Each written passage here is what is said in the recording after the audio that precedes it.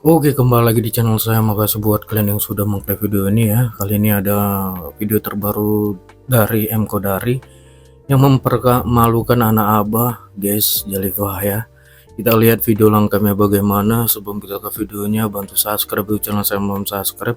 Tidak tunggu lama, kita ke videonya langsung. Let's go. Assalamualaikum warahmatullahi wabarakatuh. Terima kasih Bang Karni. Saya tadi mendengarkan teman-teman dari Kampung Bayam, turut prihatin. Mudah-mudahan dari 3 paslon yang sekarang maju akan datang ke Bapak dan Ibu sekalian, serta memberikan perhatian yang besar agar situasi dan kondisi yang pada hari ini tidak menggembirakan bisa diperbaiki ya. Dan saya yakin dengan porsi wawancara yang panjang yang tadi diberikan oleh Bang Karni kepada Bapak dan Ibu, pesan itu pasti sampai. Pesan itu pasti sampai ya, dan mudah-mudahan yang terjadi di Kampung Bayam tidak hanya di Kampung Bayam yang didatangi, tetapi juga tadi Kampung Akuarium maupun daerah-daerah lain yang mengalami masalah sejenis itu akan diperhatikan juga oleh ketiga paslon yang ada pada hari ini. Saya mungkin Bang Karni sesuai dengan tema saja, sesuai dengan topik saja, yaitu soal masa depan Anies Baswedan ya. Berdasarkan pidato yang beliau sampaikan kemarin, yang dalam pidato itu kuat sekali pesan dan kesan bahwa beliau akan mendirikan ormas atau partai politik. Saya pribadi sangat mendukung gagasan itu ya, karena memang gagasan apapun juga, dia baru bisa berjalan jauh kalau dia punya kaki. Dan kaki itu adalah organisasi. Mas Anies adalah tokoh politik ya, walaupun pada hari ini beliau tidak berpartai atau belum punya partai, tapi jelas beliau adalah tokoh politik. Baik ketika beliau maju sebagai calon gubernur 2017 maupun maju sebagai calon presiden tahun 2024.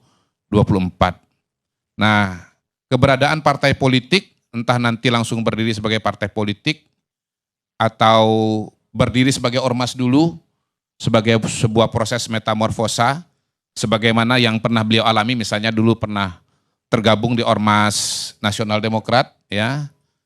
Kemudian Ormas Nasional Demokrat menjadi Partai Nasdem, walaupun Mas Anies tidak ikut di Partai Nasdem, tapi saya kira menjadi pengalaman yang sudah membuat Mas Anies itu punya pelajaran ya, atau sudah punya pengalaman lah bagaimana menyiapkan sebuah partai politik yang dimulai dari ormas ya. Dan memang dalam struktur pemerintahan kita, dalam struktur politik kita, peran partai politik itu sekarang sangat-sangat sentral. Kalau Mas Anies mau melakukan perubahan atau Mas Anies mau masuk ke ranah politik, ya memang jalan paling aman itu adalah dengan mendirikan partai politik. Saya kira itu salah satu pelajaran yang paling jelas polanya Bang Karni ya, dari pengalaman tokoh-tokoh politik kita dalam rentang tahun 98, 99 sampai dengan sekarang. Nahdlatul Ulama, Gus Dur ingin punya pengaruh di politik, mendirikan PKB. Pak Amin Rais ya, sebagai tokoh reformasi, boleh dibilang tokoh perubahan juga pada masa itu ya. Lokomotif reformasi, lokomotif perubahan pada waktu itu, mendirikan partai juga, Partai Amanat Nasional. Dan tahun 2004 Pak SBY mungkin mirip situasinya dengan Anies Baswedan ya, mendirikan Partai Demokrat. Apa alasan Pak SBY mendirikan Partai Demokrat? Yang saya dengar dari teman-teman Demokrat adalah karena Pak SBY waktu itu maju calon wakil presiden ternyata tidak berhasil. Dan beliau serta teman-teman membuat kesimpulan bahwa masalahnya adalah karena Pak SBY tidak punya partai politik. Karena itu dibuatlah partai politik.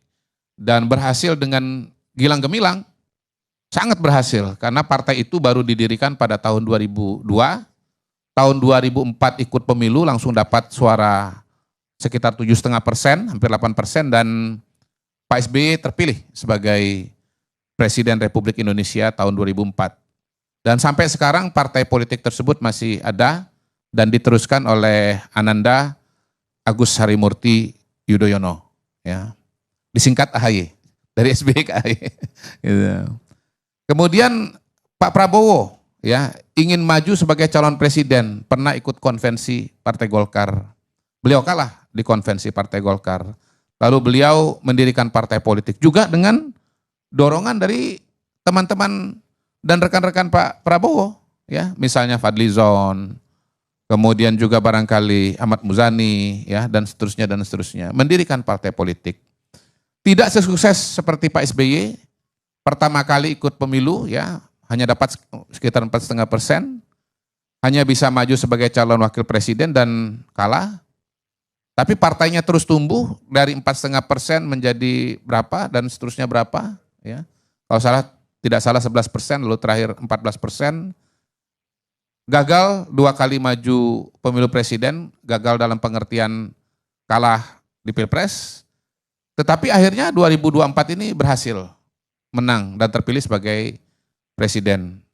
Nah, contoh-contoh seperti itu amat sangat banyak, ya, amat sangat banyak. Jadi jalan yang akan ditempuh oleh Mas Anies sebetulnya bukan jalan yang baru, itu jalan yang sudah dilalui oleh para tokoh-tokoh politik dan jalan yang sangat-sangat lazim, Bang Karni. Ya. Pak Amin Rais berpisah dengan Partai Amanat Nasional mendirikan Partai Umat, walaupun belum lolos PT. Ya. Anies Mata, Fahri Hamzah berpisah dengan PKS, mendirikan Partai Gelora. Tapi geloranya masih gelora kecil-kecil saja, belum gelora besar, gitu ya, sehingga belum lolos juga PT. Nah, kalau bicara Mas Anies, menurut saya ini adalah golden moment. Berbeda dengan Pak Amin. Pak Amin itu sudah sunset. Golden momennya beliau itu tahun 2000, tahun 99. Yang berarti 25 tahun yang lalu. Pertama kali Pak Amin Rais mendirikan partai politik di puncak popularitasnya. PAN dapat sekitar berapa? 7% kalau tidak salah, 7,1. 25 tahun kemudian sekarang beliau ikut mendirikan partai politik Umat, Partai Umat. Ya, saya lupa angkanya persis tetapi tidak lolos parliamentary threshold. Nah, tentunya Mas Anies jangan mengulangi kesalahan yang sama. Ya, kalau Mas Anies mendirikan partai politik, katakanlah 5 tahun dari sekarang, mungkin popularitas beliau tidak seperti pada hari ini. Pada hari ini, saya melihat popularitasnya masih sangat-sangat, masih sangat kuat. Di Jakarta setidaknya ya ada pendukung ibu bapak, kemudian di surveinya kemarin tinggi, di nasional dapat suara 25%. Kalau semua suara Mas Anies 25% itu bisa ditransformasi menjadi suara partai, ya, sebutlah misalnya Partai Perubahan Indonesia, ya, maka kemudian partai ini berpotensi untuk menjadi salah satu partai yang terbesar di Indonesia. Bahkan kalau angka 25% itu kita anggaplah memang dapatnya 25%, identik dengan perolehan suara Pak Anies pada tahun 2024, dan ini dipertahankan sampai, dan utuh dipertahankan pada tahun 2029, maka partai ini akan menjadi partai terbesar di Indonesia. Karena notabene ini partai terbesar tahun 2024 ini berapa? PDI Perjuangan hanya sekitar 16 atau 17% saja gitu. Jadi sebetulnya ini prospek yang sangat-sangat menjanjikan kalau Mas Anies mendirikan partai politik. Itu dari segi suara. Kalau dari segi jaringan, relawan Mas Anies sudah tersebar di seluruh Indonesia. Ya. Kita tahu bahwa syarat mendirikan partai politik itu salah satunya adalah jaringan, ya, khususnya kalau mau menjadi peserta pemilu. Kalau cuma jadi partai politik relatif mudah, tetapi kalau menjadi peserta pemilu itu syaratnya berat, ya, tidak mudah untuk menjadi partai peserta pemilu menggunakan aturan yang ada sekarang ini gitu. Nah, itu juga aset yang harus cepat-cepat dikonsolidasikan. Karena yang namanya relawan ini mungkin hari ini masih panas, tapi mungkin tahun depannya lagi sudah dingin, sudah sibuk dengan kegiatan ini dan itu. Jadi harus cepat-cepat dikonsolidasikan. Ya. Nah, soal gagasan ini juga tentunya harus segera dikerucutkan. Ya, Mas Anies adalah pembicara dan penulis yang prolifik. Ya, saya kira tidak ada kesulitan sama sekali untuk membuat rumusan-rumusan visi dan misi dan gagasan-gagasan yang diperlukan untuk menjadikan partai politik ini punya suatu gagasan yang kuat dan menonjol dibandingkan dengan partai-partai yang lain, ya. Saya bahkan sudah punya bayangan nih mengenai sekjennya. Saya melihat Bang Geis cocok sekali jadi sekjennya Partai Perubahan Indonesia, ya. Karena saya melihat sampai hari ini ya, figur yang paling loyal, paling konsisten bersama Mas Anies itu namanya Bang Geis Khalifah. Bang Geis dan saya ini kan backgroundnya sama di HMI gitu. Kami punya persamaan walaupun kami punya perbedaan. Persamaannya apa? Satu HMI. Dua, beliau penggemar musik Melayu, saya juga suka juga dengan musik Melayu. Bedanya soal pilihan capres atau calon gubernur. Gitu. Tetapi di antara semua tokoh-tokoh yang dekat dengan Mas Anies, ya, yang dari dulu konsisten betul Bang Karni untuk punya memperjuangkan dan punya imajinasi yang jauh tentang Mas Anies, itu adalah Geis Khalifah. Itu saya saksi mata, ya. Dari zaman dulu namanya mailing list BlackBerry Group itu namanya. Itu sudah ketika orang belum menyebut nama Mas Anies, Bang Geis ini sudah, ya. Ketika orang yang dianggap dekat dengan Bang Anies hari ini udah nggak kelihatan, namanya Sudirman Said, kita udah nggak lihat lagi Sudirman Said, betul ya? Kalau enggak Bang Sudirman ada di sini, Sudirman. Ini Bang Geis masih ada sampai sekarang. Jadi karena ini perjuangan panjang dan sedikit banyak akan melelahkan, maka diperlukan pendamping yang betul-betul sudah teruji, tangguh dan loyal. Dan itu saya tidak melihat ada orang lain yang sedekat Bang Geis dengan Anies Baswedan gitu. Kalau Dewan Pakar juga saya udah menemukan calonnya Bang Geis. Ya, namanya Ahmad Nur Hidayat. Iya, ini beliau tadi. Ya, beliau kan loyalis perubahan dan konsisten juga menulis tema-tema perubahan, ya. Beliau ini juga latar belakangnya ekonomi, Bu, ya.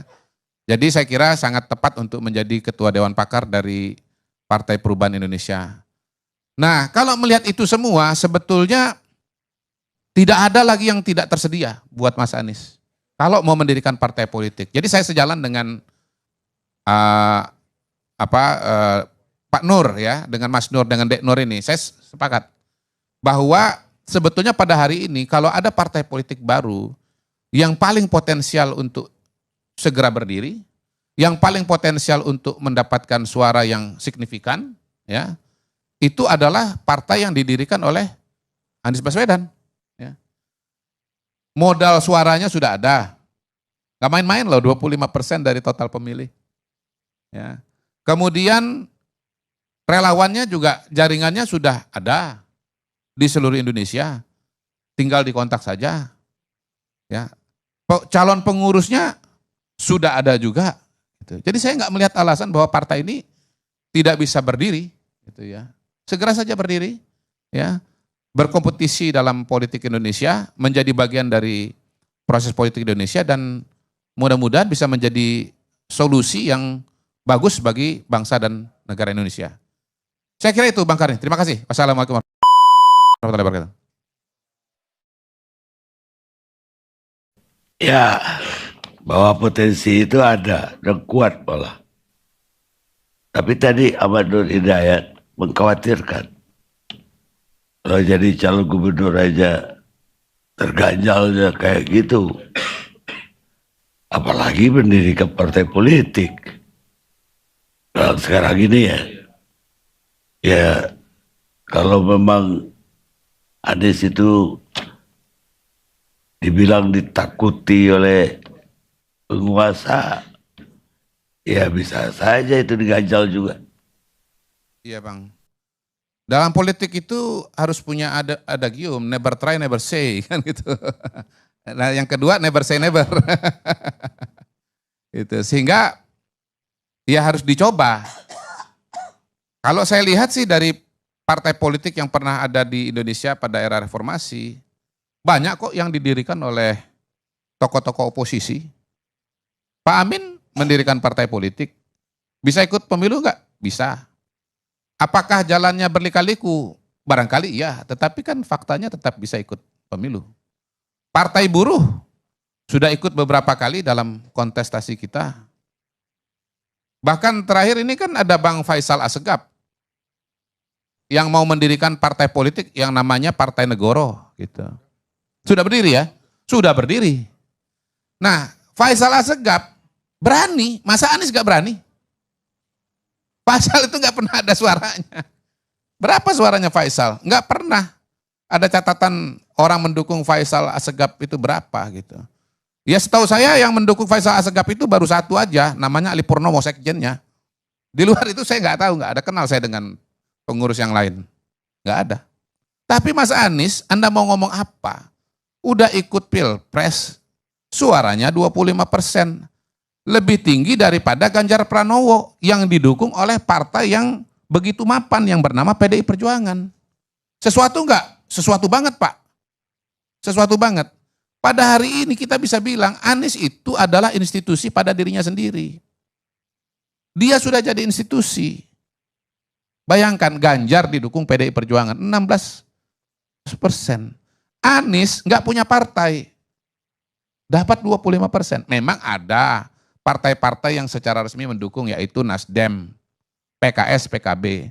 Tapi kalau saya ditanya, partai-partai ini dorong Anies atau Anies dorong partai? Tuh Ahmad Nur tadi udah jawab. Yang dapat suara itu adalah yang dapat kenaikan suara itu adalah partai-partai yang mencalonkan Anies kok.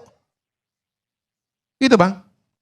Jadi saya sih optimis bahwa Mas Anies kalau mengajukan atau mendirikan partai politik akan bisa mengajukan partai politik. Kenapa? Balik lagi. Mengajukan partai politik itu sesuatu yang relatif mudah diukur kok. Ada syarat-syaratnya.